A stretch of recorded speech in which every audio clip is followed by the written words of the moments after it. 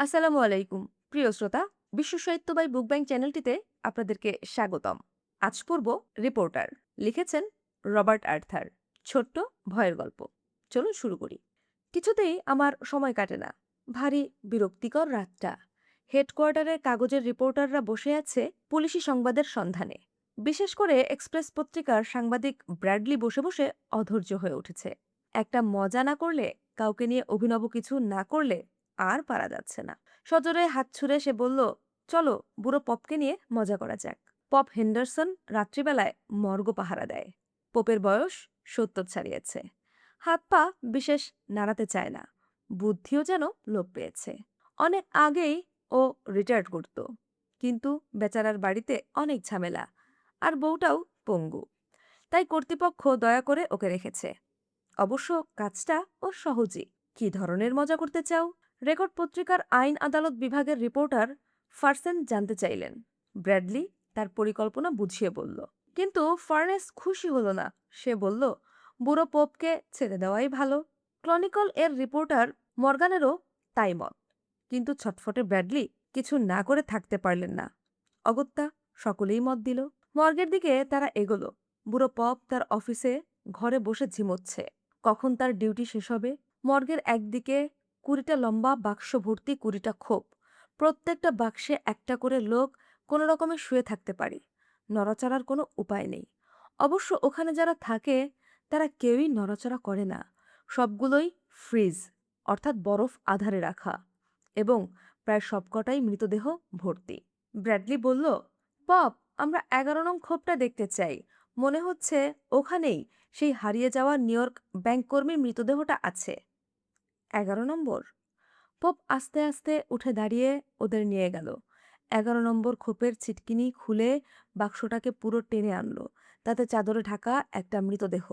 Bradley চাদরটা খুলে মৃতের মুখ দেখার ভান করল। চেহারা দেখে ওই রকম মনে হচ্ছে। পপ, তুমি কি কষ্ট করে ওর ফাইলটা আনবে? ঠিক আছে মিস্টার ব্র্যাডলি। পোপ চলে গেল।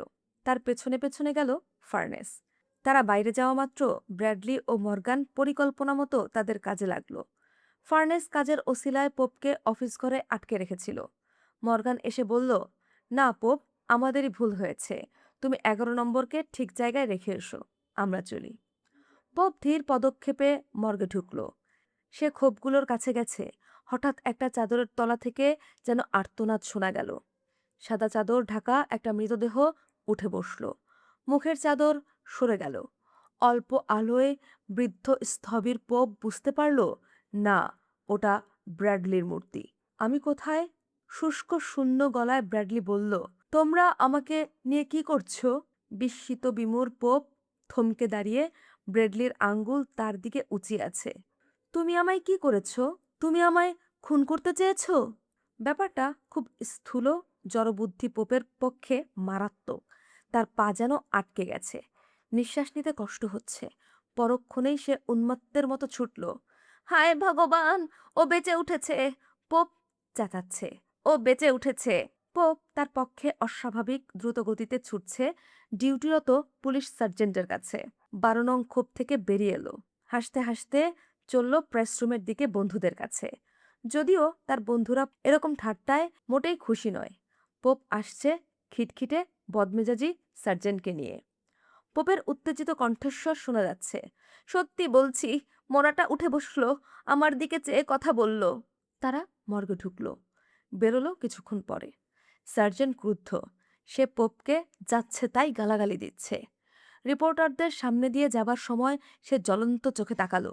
বেচারা পোপ আরও হতবুদ্ধি, আরও মন্থর। ব্র্যাডলির ওপর বিরক্ত হয়ে চলে গেল মর্গ্যান আর ফার্নেস। ব্র্যাডলি একা বসে সিগারেট টানছে। যারা ঠাট্টা পছন্দ করে না তাদের আমি দু চক্ষে দেখতে পারি না। পোপ এলো তার কাছে। নিরীহ স্বরে বলল, আপনার ওরকম করা উচিত হয়নি মিস্টার ব্র্যাডলি। এতে আমার ক্ষতি হবে। একে সার্জেন্ট আমায় দেখতে পারে না, আমার নামে লাগায়। তার উপর এরকম ঠাট্টা ওর পছন্দ নয়। ও বলছিল আপনারাই এসব করেছেন। এরকম হলে সার্জেন্ট আমার নামে রিপোর্ট করবে, আমার চাকরি চলে যাবে। আপনি আমাদের মতো সামান্য লোকের সঙ্গে এরকম ঠাট্টা করবেন না মিস্টার ব্র্যাডলি। বিরক্ত ব্র্যাডলি পথে বেরোলো। বাইরে অন্ধকার। ভীষণ ঠান্ডা। পোপকে নিয়ে মজাটা তেতো হয়ে গেল। আর কাউকে নিয়ে একটা মজা করলে মন্দ হতো না। পথ চলতে চলতে ডক এলাকার কাছে একটা বার এসে ঢুকলো। জায়গাটা ছোট, নোরা। একটু পান করার পর ব্র্যাডলির মেজাজ শরীফ হয়ে গেল। আর একজনের পেছনে লাগলে মন্দ হয় না। রাত গভীর, বার প্রায় খালি। শুধু দোকানদার, সে আর গাট্টাগোট্টা বেটেখাটো একটা লোক। বোঝা যায় জাহাজে জাহাজে ঘুরে বেড়ায়। লোকটা মনের আনন্দে মদ গিলছে। ব্র্যাডলি ভাবল, ওই জাহাজটির পেছনে লাগা যাক। নিচু হয়ে জুতোর ফিতে খোলার ভান করল ব্র্যাডলি। তারপর জুতোর গায়ে দিয়ে সেলাই কাঠি ঘষে আগুন জেলে লোকটার পায়ে ফেলল নিচু হয়ে। চমকে চেঁচিয়ে উঠল লোকটা। তার জুতো মোজায় আগুন লেগে গেছে। সে এক পায়ে লাফাচ্ছে আর এক পায়ে আগুন নেভাবার চেষ্টা করছে। ব্র্যাডলি আর হাসি চাপতে পারল না। অট্ট হাসিতে ফেটে পড়ল। কি মজার রসিকতাই না হয়েছে। লোকটা পা নামিয়ে অতি ক্রুদ্ধ দৃষ্টিতে চাইল ব্র্যাডলির দিকে। তারপর চোখের নিমেষে প্রচণ্ড জোরে মারল এক ঘুষি। লোহার মতো লাগলো ব্র্যাডলির মুখে। ঠোঁট কেটে গেল, দাঁত ভেঙে গেল, ঝরঝর করে রক্ত পড়ছে। টলতে টলতে ব্র্যাডলি পড়ে গেল পেছন দিকে। ঘাড়টা পাশের কঠিন রেলিংয়ে লেগে যেন ভেঙে গেল। মাথার খুলিতে একটা প্রবল যন্ত্রণা অনুভব করল ব্র্যাডলি। তারপর সব আলো নিভে গেল। লোকটার চোখে তখনও বিস্ময়। বেটা আমার পায়ে আগুন দিয়ে মজা করতে চেয়েছিল? দোকান মালিক বলল, তুমি যে একটা ঝেড়েছ না মাইরি। বেটা মরার মতো শুয়ে আছে। মুখে একটা ছোট ঘুষি চালিয়েছি, তাতেই দুটো দাঁত ভেঙেছে। ব্যাস, আবার এরকম করতে এলে বাচাধনের মনে থাকবে মারটা। কিন্তু ওর মাথাটা কেমন যেন বেঁকে গেছে। মনে হচ্ছে বার মালিক ঝুঁকে ব্র্যাডলির নাড়ি দেখল, বুকটাও দেখল। তার মুখ সাদা হয়ে গেল।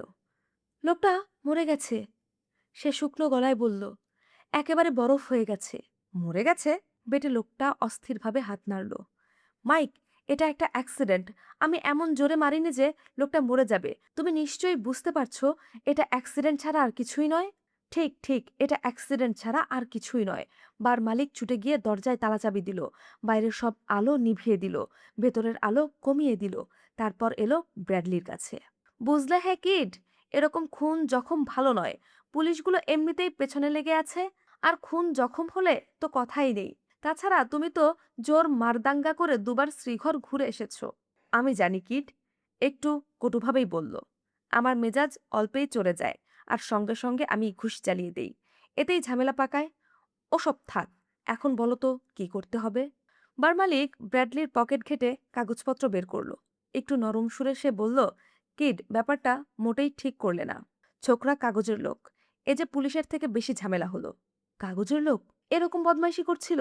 কিড খেপে গিয়ে বলল, আমার একটা ঘুষি খেয়ে ঘাড় ভেঙে পড়ে আছে। উফ, মহা বিপদ ঘটল। আরে ভেবো না ভেবো না, আমার মাথায় একটা মতলব এসেছে। ওকে ধরে ডেকের কাছে নিয়ে গিয়ে নিচে ফেলে দেব। মাইক ব্র্যাডলির পকেট হাতড়ে কাগজপত্র ও সবকিছুই বার করল। ঘরের আলো নিভিয়ে আস্তে আস্তে পেছনের দরজা খুলল। সামনেই অন্ধকার, নোংরা নির্জন পথটা সোজা চলে গেছে। দুজনে ব্র্যাডলিকে মাঝখানে রেখে জড়িয়ে ধরে হাঁটবার ভঙ্গিতে নিয়ে চলল যেন ও বেহেড মাতাল হয়ে গেছে। অন্ধকার নির্জন পথে ওরা আস্তে আস্তে এগোলো। চারপাশ নিঃশব্দ, নির্জন, থমথমে। তারপর ঝপ করে একটা শব্দ। ব্র্যাডলির চেতনা ফিরে এলো হঠাৎ। নিঝুম আচ্ছন্ন হয়ে আছে সে। পাশ ফেরার চেষ্টা করল, কিন্তু পারল না। তার শরীর অবশ, মাংসপেশিগুলো অনড় হয়ে আছে।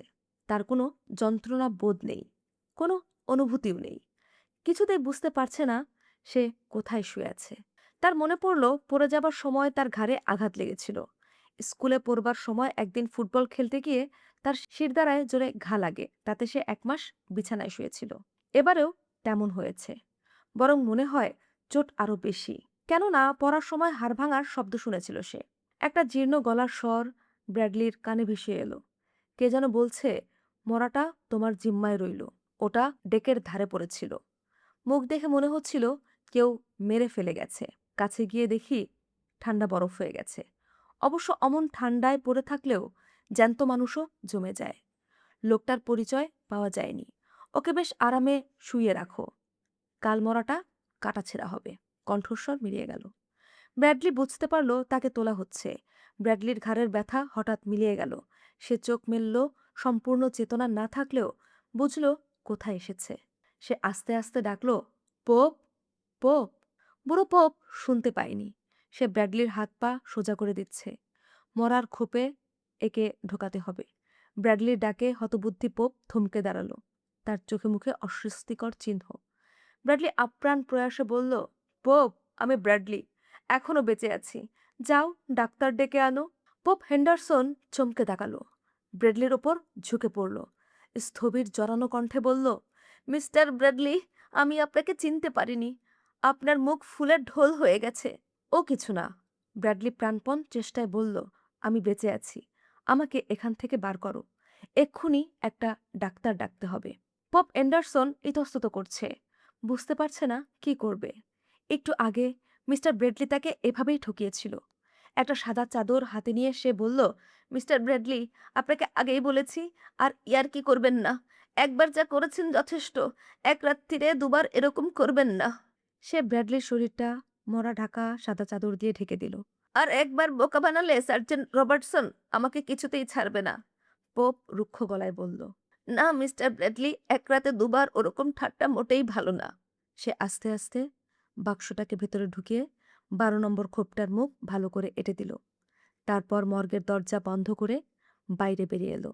অফিসে বসে বসে ঝিমোচ্ছে পোপ। কখন ডিউটি শেষ হবে? শেষ হলো ছোট্ট গল্পটি। রিপোর্টার। শ্রোতা বন্ধুগণ, কমেন্ট সেকশনে জানাবেন ব্রেডলি কি আসলে বেঁচে ছিল? গল্পটি শুনে যদি ভালো লাগে, অবশ্যই আমাদের বিশ্ব সাহিত্য বাই বুক ব্যাংক চ্যানেলটি সাবস্ক্রাইব করবেন, বন্ধুদের কাছে শেয়ার করবেন, পরবর্তী গল্প শুনতে বেল আইকনে প্রেস করবেন।